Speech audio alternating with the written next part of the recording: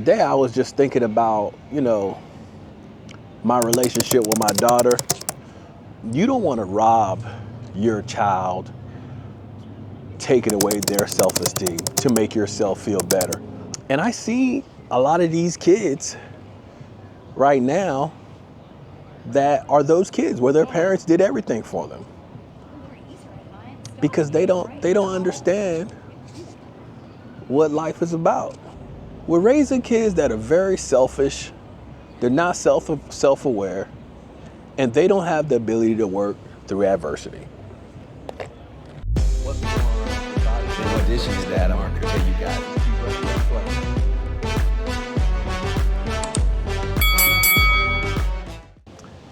What is going on, everybody?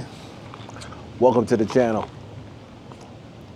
Today I'm just sitting out here in the park, man, just really taking it all in, just really enjoying life and, taking things easy on this Sunday afternoon, getting my mind right before I go back to work.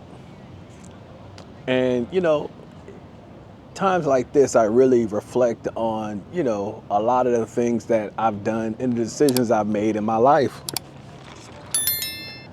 And man, I think it's a good thing that we should all do as people.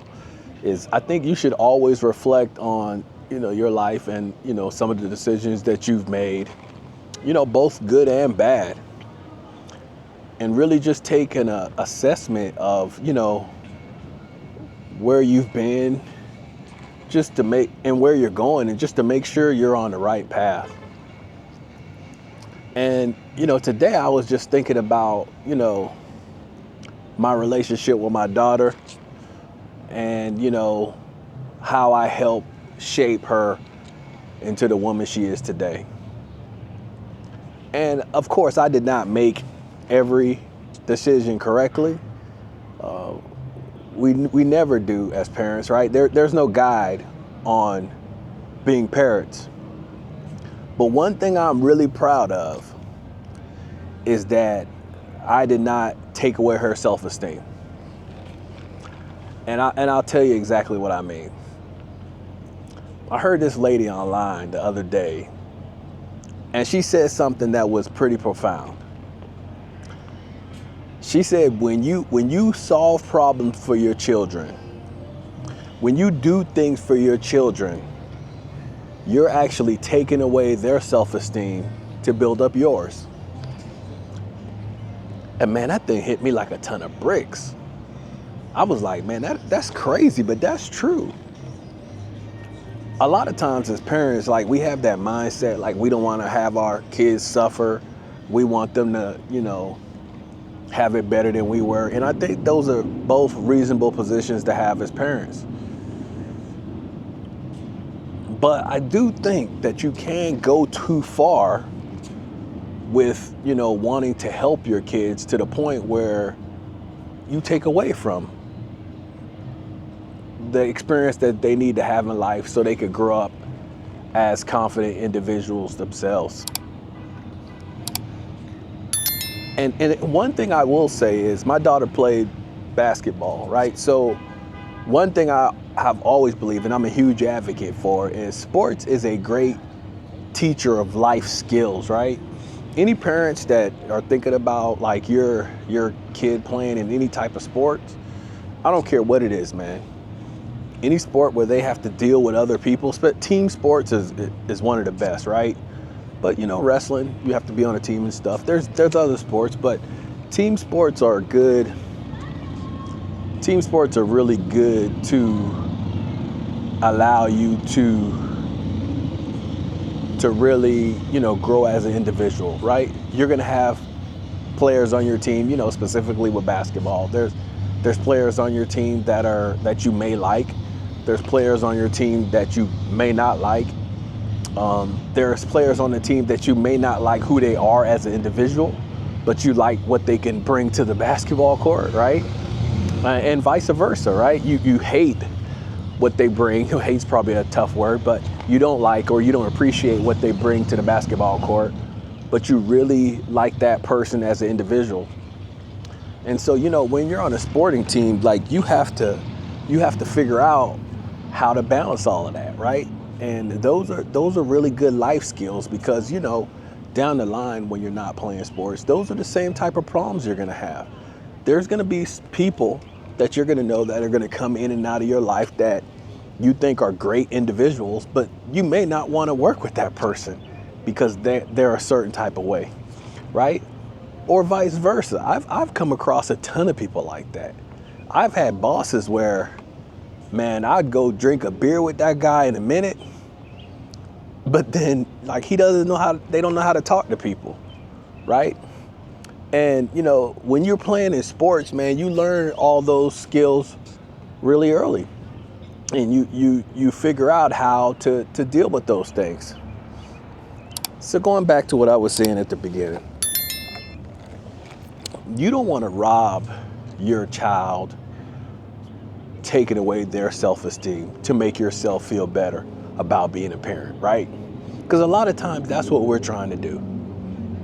You know, we don't want our kids to suffer, but the bottom line is we want to feel better about the situation, right? The better thing to do is your kid needs to have some type of adversity, because when they have to go through adversity, what they start to learn is that adversity is normal. If you step in every single time that your child has some type of adversity is not normal to them. They don't know how to deal with it.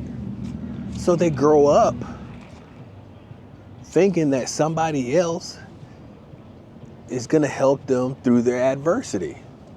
But that's not how life is. That's not how life is. Most of the time, you have to work through your own adversity.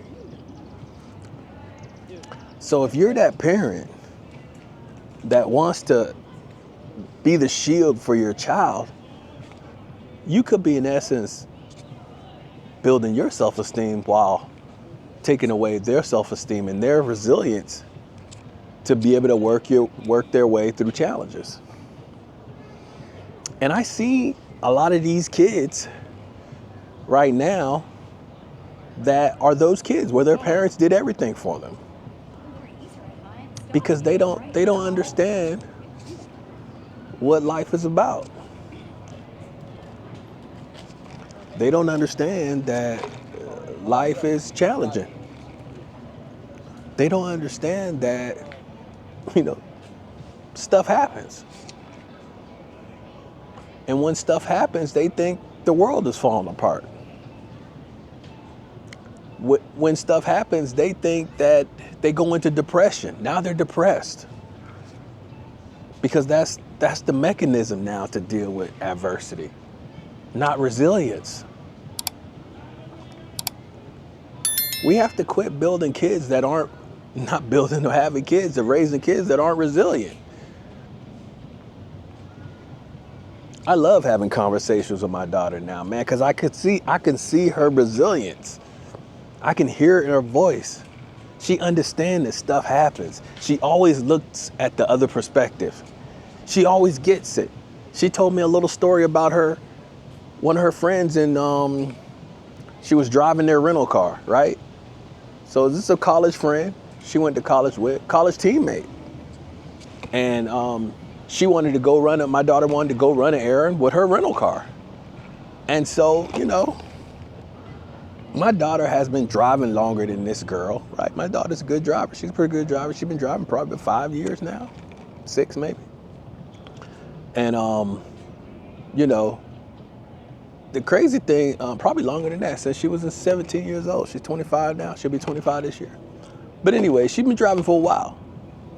And her friend was wary of letting her borrow the car because the consequences would not come on my daughter if something happened. It would come on her friend.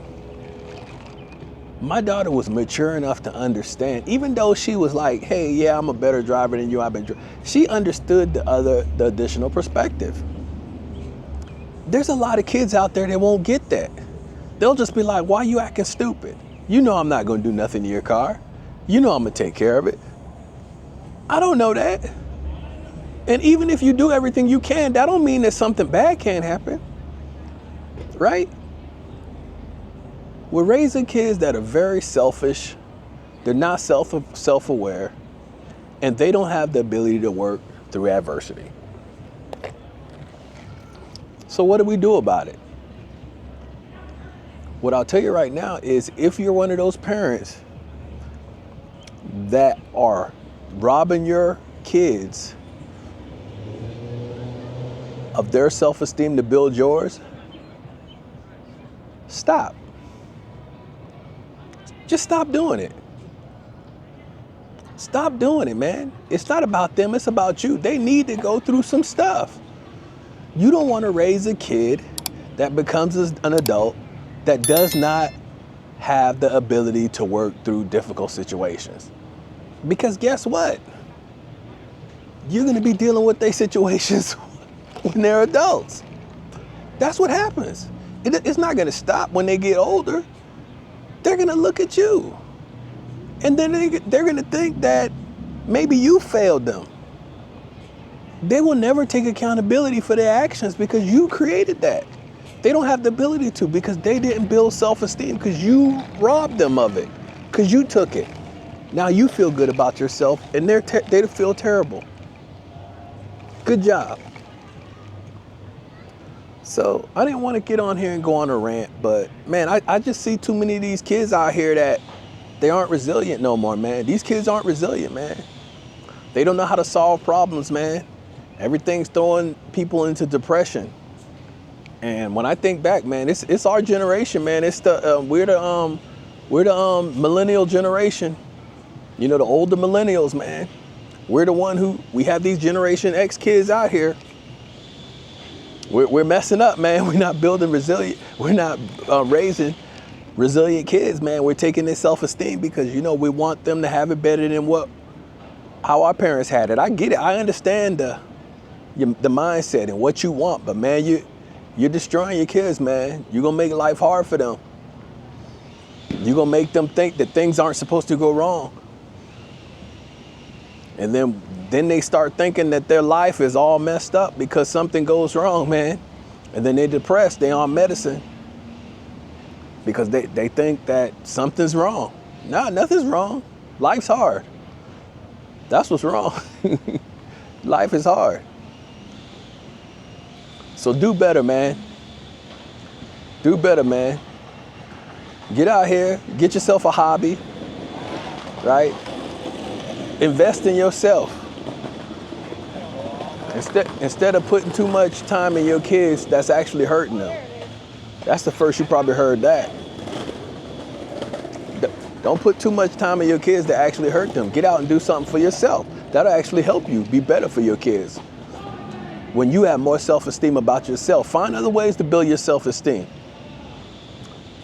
Don't do it by taking self-esteem away from your kids, man. Y'all be good, man. Take care of each other. Keep running those plays. Peace.